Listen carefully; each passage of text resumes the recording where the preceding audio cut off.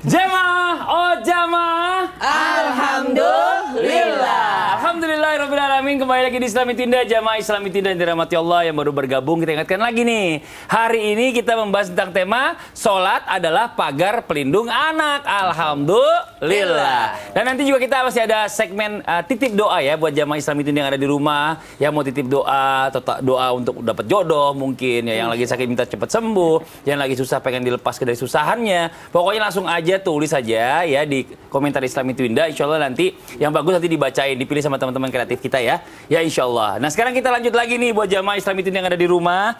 Sebelum kita membahas tentang kelanjutan tema kita pagi hari ini, saya akan mengajak ada sebuah video tayangan. Ini ada tentang tunaikan sholat di tribun penonton. Ini lagi nonton bisa sholat. Mohon izin, silakan. Standing close hebat. Tunggu dulu. Yang biasanya yang namanya anak kalau disuruh sholat banyak saja alasannya. Iya, apalagi kalau asik lagi main game, nonton, apalagi zaman sekarang ini agak ribet di zamannya. Ada banyak game-game itu termasuk yang saya mainin juga. Itu kalau udah main nggak bisa berhenti sampai selesai. Saya bilang, Anwar, itu nggak bisa di-pause. Nggak bisa. Nggak bisa di-pause. Online soalnya. Oh, pengalaman juga? Sama. Sama. Nah ini bagaimana nih Ustadz Syam nih ya? Ya namanya anak-anak ini kalau lagi kita, dia lagi main dengan keasikannya. Apalagi kemarin kan efek pandemi ya, mohon maaf ya jamaah ya. Pasti di rumah juga mengalami, banyak anak-anak pandemi kan sekolahnya di rumah.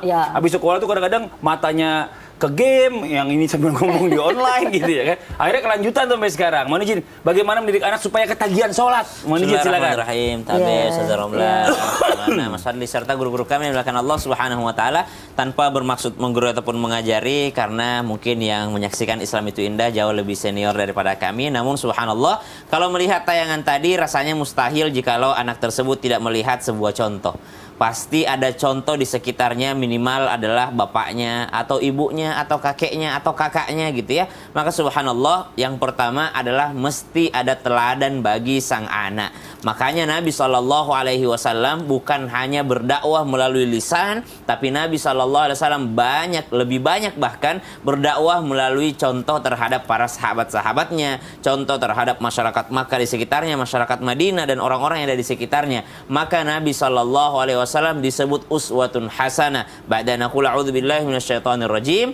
Laqad kana lakum fi rasulillahi uswatun hasanah. Maka Nabi SAW menjadi contoh teladan terbaik bagi umatnya. Dan ternyata anak-anak ini membutuhkan contoh yang baik. Maka yang pertama, mesti ada keteladanan bagi sang anak. Yang kedua adalah al-mau'izah. Apa al-mau'izah? Nasihat yang baik, nasihat yang kena ke hatinya. Maka menasehati anak untuk dia melaksanakan ibadah adalah salah satu tugas daripada kedua orang tuanya, wabil khusus daripada ayahandanya, untuk senantiasa menasehati anaknya melaksanakan ibadah sholat. Karena ternyata dalam golongan orang-orang yang mendapatkan perlindungan oleh Allah Subhanahu wa taala di hari tidak ada perlindungan lagi, termasuk diantaranya anak muda yang terikat hatinya dengan masjid atau dengan ibadah kepada Allah Subhanahu wa taala. Kalau ganjarannya adalah sebesar ini, berarti bisa dikatakan tidak mudah untuk menjadikan anak itu hatinya cinta kepada ibadahnya.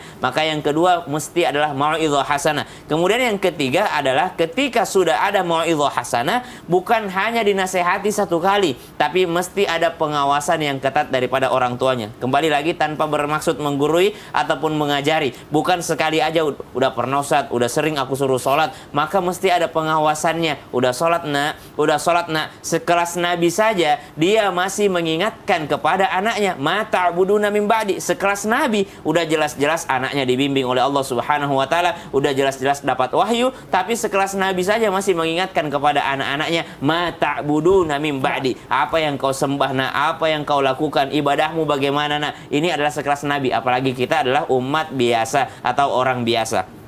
Kemudian yang keempat adalah al-uqubah, ataupun yang bisa disebut dengan hukuman. Hukuman terhadap anak yang mungkin melalaikan daripada sholatnya. Bukan hukuman, kembali lagi, bukan hukuman yang bisa termasuk golongan KDRT. Bukan hukuman-hukuman yang bisa mencelakai fisik. Karena di awal lagi kita katakan bahwasanya menjaga nyawa itu adalah salah satu kewajiban dalam agama Islam. Menjaga hidup kita adalah salah satu kewajiban dalam agama Islam. Berarti jangan sampai dikarenakan anak diperintahkan untuk untuk sholat justru malah mengancam nyawanya. Berarti hukumannya adalah sesuatu yang tidak berbahaya bagi nyawanya. Dan juga bukan hanya menghukum, tapi juga memberikan hadiah. Jadi kebiasaan-kebiasaan ini yang menjadikan kita kadang-kadang cinta dengan sholat. Kalau kami pribadi bisa menceritakan dengan orang tua kami, yang bikin kami kangen itu untuk sholat berjamaah, karena setelah sholat berjamaah biasanya mampir ngopi atau mampir di warung mana. Kalau kita nggak ikut sholat ini, kita nggak bisa ikut mampir warung ini, kita nggak ikut makan ini, subhanallah. Maka ada pembiasaan yang insya Allah ketika kita lakukan terhadap anak-anak ini, mungkin saja anak tersebut akan tersentuh hatinya mengikuti daripada kebiasaan orang tuanya. Dan kekuatan paling besar yang dimiliki oleh orang yang beriman tidak lain dan tidak bukan adalah dengan mendoakan sang anak. Mendoakan sang anak agar dia bisa cinta dengan Allah Subhanahu wa taala, agar dia bisa memahami daripada setiap ibadahnya dan mencintai ketika waktu-waktu bersama dengan Allah Subhanahu wa taala. Memberitahukan, "Nah, kalau kau ingin sesuatu, Allah bisa memberikanmu begitu saja, wahai anakku, maka mintalah sama Allah Subhanahu wa taala." Mungkin saja karena doamu kepada Allah Subhanahu wa taala itu bisa melancarkan rezeki Bapak, dan Bapak bisa memberikanmu apa yang engkau inginkan. Wallahu taala. Emang namanya anak-anak ini, kita sebagai orang tua ini nggak boleh bosen ya. Nggak Oh, boleh iya. bosen untuk mengingatkan. Terus. Sekali dibilangin udah sholat belum? Diam. Udah belum? Ntar udah sholat belum? Berapa menit kemudian? Sampai mungkin tuh anak mikirnya, ini orang tua bawel banget sih. Nah, ini buat jamaah Islam itu, kita lanjut lagi, ada video tayangan lagi ya tentang ini remaja nih udah naik lagi dari anak-anak remaja ini melakukan perbuatan ini. Perbuatan apa? Yuk kita tonton sama-sama. Innalillahi wa inna ilaihi raji'un. Nauzubillah min zalik. Jangan sampai nih anak-anak kita nih gara-gara tergiur segala sesuatu yang dia lihat itu di suatu media online. Padahal dia sendiri juga setelah membunuh ternyata dia bingung mau jual kemana. Nggak tahu siapa pembelinya, nauzubillah min zalik gitu. Ya Allah, ya Rabbi. Ini makanya diajarin banget nih anak-anak biar supaya mereka tuh imannya tuh kuat. Makanya kan ada istilah ya, mungkin kayak banyak orang yang bilang juga kalau sholat itu mencegah perbuatan keji dan munkar. Nah ini bagaimana Ustadz Maulana nih? Ada anak yang sholat, mohon maaf sebelumnya, dia sholatnya rajin, tapi minum khamri juga rajin gitu loh. Nah ini apakah sholatnya yang salah, nggak diterima, atau mungkin ada perbuatan lain yang membuat anak ini tetap melakukan kemungkaran? Mohon izin penjelasannya Ustadz Maulana. Masya Allah, tabarakallah. Izin Ustaz Ramla dan Ustaz Sam. Bismillahirrahmanirrahim. Allahumma salli ala Sayyidina Muhammad wa ala ali Sayyidina Muhammad. Hari ini kita alhamdulillah disajikan oleh sajian Islam itu indah. Bagaimana kita, Masya Allah tabarakallah, mengajak anak kita sholat tanpa paksaan. Pertanyaan Mas Fadli ini luar biasa loh. Pertanyaannya, ada orang sholat tapi tetap juga melakukan maksiat. Apakah sholatnya yang salah atau dirinya yang salah? Ingat, inna sholata tanha anil fahsai wal munkar. Karena sungguh sholat itu mencegah dari perbuatan keji dan mungkar. Lalu bagaimana nih? Bagaimana supaya anak itu melakukan melakukan salat dan tidak melakukan maksiat? Kadang-kala ada yang melakukan salat tapi tetap juga maksiat jalan. Nah gimana nih? Apanya yang salah? Ingat, berarti salatnya belum khusyuk. Ketika orang salat itu bukan melakukan salat, tapi mendirikan sholat. Apa? Mendirikan sholat. Rukun Islam pertama, mengucapkan kalimat syahadat. Dua, mendirikan sholat. Bukan melakukan sholat. Kalau sholat cuma dilakukan, berarti setelahnya masih bisa melakukan maksiat. Tapi sholat itu harus didirikan. Jadi efek daripada sholat itu akan berimbas, akan bermanfaat, akan berfungsi setelah sholatnya. Dengan adanya sholat itu, dia merasa diawasi, dilihat, dipantau. Sehingga setelah sholat itu menyebabkan dia, alhamdulillah, terjaga dari perbuatan dosa. Terjaga dari perbuatan maksiat. Maka dirikanlah sholat. Dirikan sholat, bukan melakukan sholat. Jadi kalau mendirikan sholat, jadi sholat itu berdiri. Artinya ada terus, walaupun sudah selesai sholat. Itu. Dirikan lagi. Subuh.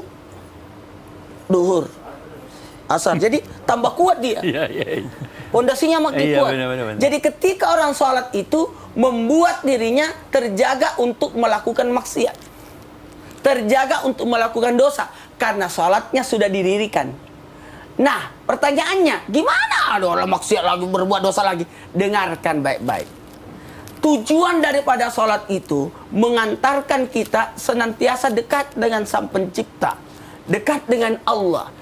Lalu ketika orang sholat, lalu dia memaknai sholat itu sendiri, memaknai tujuan daripada sholat itu, yakin dia tidak akan mungkin melakukan yang namanya maksiat.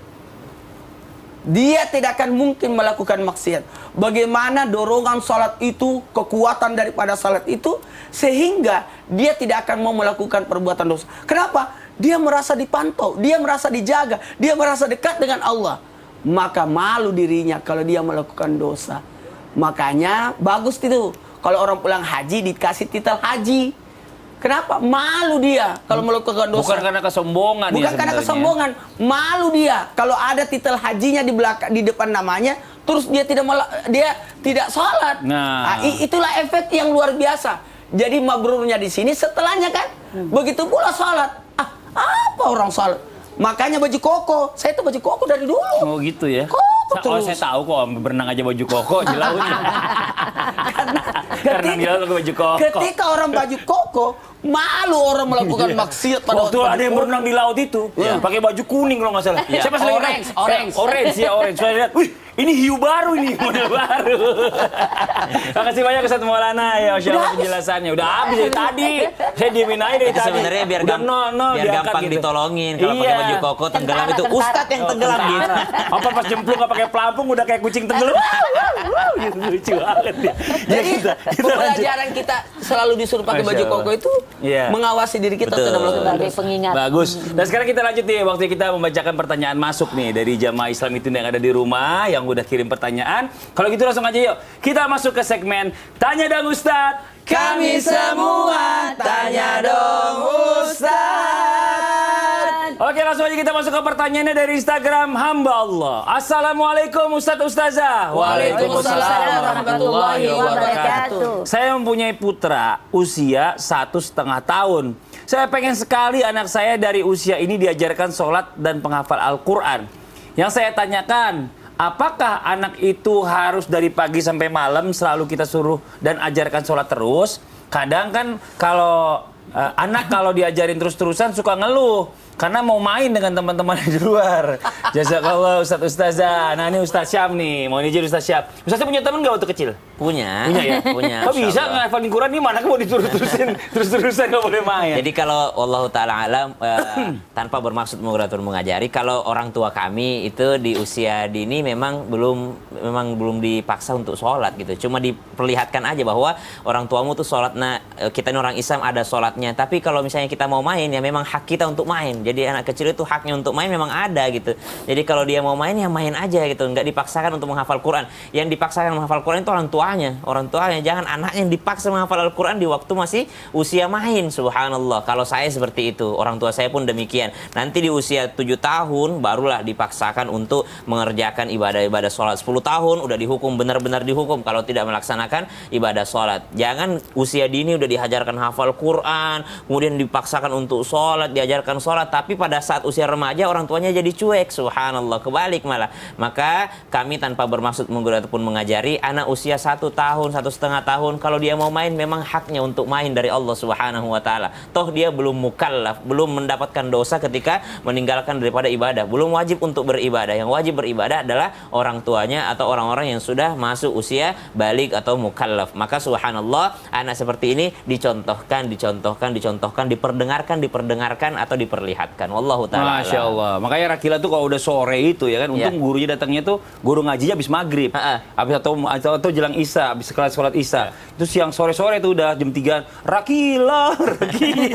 Cepat temennya datang. Iya, temennya datang, naik sepeda, main bola lah. Kalau anak saya lato-lato. dipanggil Anwar, kata Anwar, enggak. Aku udah banyak teman di sekolah. Di rumah nggak punya teman, cuma lah kalau kita. Kita lanjut lagi dari Instagram Mbak Allah. Assalamualaikum Ustadz Ustazah. Waalaikumsalam warahmatullahi wabarakatuh. Saya punya keponakan dan kebetulan kedua orang tuanya memang non Muslim. Tapi anaknya yang usia 7 tahun masuk Islam sendiri. Katanya dia nggak ada temennya di saat teman-teman yang lain pada ke masjid dan dia juga pingin gitu loh. Sampai akhirnya anaknya rajin ke masjid, ikut Jumatan, bahkan dia nggak pernah meninggalkan sholat 5 waktu. Bagaimana nih Ustadz, Ustazah? Baiknya kita sebagai keluarga mendidik anak yang kebetulan milih jalur yang berbeda dari orang tuanya. Nah ini Ustazah Romla nih sebagai ibu nih. Oh, Masya Allah. Anak-anak nih yang tertarik sama ibadah temennya, dia non-muslim, akhirnya jadi muslim. Karena temennya, dia mau main temennya di masjid semua. Coba lagi mau waktu. Nah ini Fadl, silakan. Insya Allah Ustaz Sam, Yeah. Sakolana Mas Fadli. Bismillahirrahmanirrahim. Pemirsa Islam itu indah dimanapun Anda berada dan juga guru-guruku. Masya Allah, yang namanya hidayah, yang namanya petunjuk dari Allah Subhanahu Wa Taala adalah hak prerogatif Allah. Allah yahdi may yasha. Allah akan memberikan hidayah kepada siapapun, hatta kepada anak kecil. Walaupun orang tuanya non-muslim, berbeda keyakinan dengan anaknya. Walaupun anak itu melakukan ibadah, melakukan mohon maaf, dia masuk Islam karena pertamanya ikut-ikutan dengan temannya. Karena kalau dia nggak ke masjid, dia nggak punya teman sendirian. Yeah. Masya Allah ya Rahman ya Karim. Tapi itu adalah tahap awal. Mungkin Allah memberikan proses untuk dia masuk Islam dengan cara dia melihat. Karena yang namanya mendidik anak itu ada 3 jalur pendidikan di rumah, yaitu orang tuanya dan keluarganya, pendidikan di sekolah, bagaimana guru-gurunya dan lingkungan, dan juga yang ketiga yaitu pendidikan lingkungan. Nah ini pendidikan dari lingkungan inilah yang mempengaruhi juga anak ini sehingga dia tergerak hatinya untuk masuk Islam. Nah kita sebagai orang keluarga daripada anak itu, yaitu tantenya, harus memberikan dorongan dan semangat yang kuat. Yang pertama tentu adalah apa? Memberikan masukan dan memberikan pendidikan bahwa, nah kalau memang kamu ingin seperti mereka yang muslim, pergi ke masjid, sholat berjamaah, sholat Jumat dan sebagainya, insya Allah Allah berikan hidayah dan mantap untuk masuk ke dalam agama Islam. Lalu memberikan contoh kepada anak tersebut yang mana dia tidak dapati dari orang tuanya yang notabene adalah non-muslim. Dari tantenya, dari omnya yang muslim memberikan contoh. Karena yang memberikan contoh itu adalah pendidikan yang paling jitu, pendidikan yang paling tepat untuk memberikan contoh yang baik kepada anak. Apalagi anak ini, mohon maaf, yang notabene berbeda dengan orang tuanya. Tantenya, omnya memberikan contoh dengan sholat, dengan memberikan, bukan hanya memberikan contoh sholat, tetapi bagaimana kaifiah sholat yang baik, sehingga sholat itu bukan hanya sekedar tadi, melakukan sholat, tapi yang terpenting adalah mendirikan sholat. Mendirikan sholat yang terdiri dari kaifiahnya bagaimana, rukun-rukunnya bagaimana, syarat daripada sholat itu sendiri. Sehingga sholat benar-benar nanti ketika dia dewasa, yang awalnya tadi ikut-ikutan, tapi karena memang sudah dibekali oleh tantenya, oleh omnya, oleh keluarganya yang muslim, sehingga yang tadinya Islamnya ikut-ikutan, benar-benar yakin. Jangankan anak, mohon maaf ketika perjalanan waktu, mungkin dia bisa, mohon maaf, lingkungannya yang merubah keyakinan dia.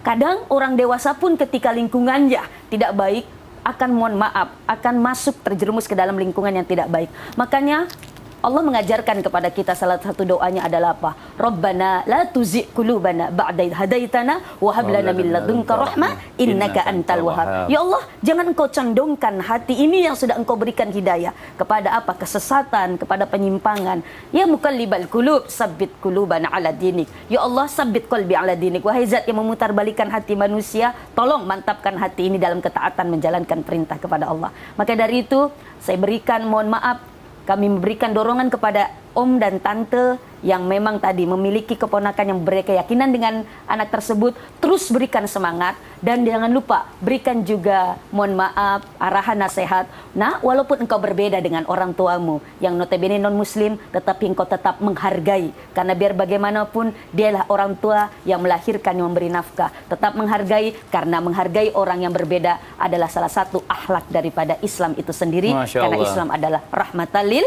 alamin. Wallahu a'lam bishawab. Mudah-mudahan berkah dan Terima kasih banyak bermanfaat. Ustazah Romla. Sama-sama. Ya namanya hidayah ini kita nggak pernah tahu datangnya kapan ya. Bisa lewat teman, bisa lewat saudara, bisa lewat anak, bisa lewat orang tua. Ini yang namanya hidayah ini Masya Allah luar biasa. Nah buat jamaah Islam itu indah nih, nanti kita lanjutkan lagi ya. Buat jamaah yang mau titip doa. Nah setelah ini nih, mungkin yang di kantor lagi ada permasalahan, yang mungkin di rumah lagi sakit, dan di lingkungan rumahnya lagi kurang enak, atau mungkin apapun permasalahannya yang mau titip doa, langsung aja kirimkan pertanyaannya, atau mungkin titip doanya seperti apa ke Instagram Islam itu Indah. Kita segera kembali lagi tetap di Islam itu Indah, jamaah. Oh jamaah. Alhamdulillah. Subhanallah.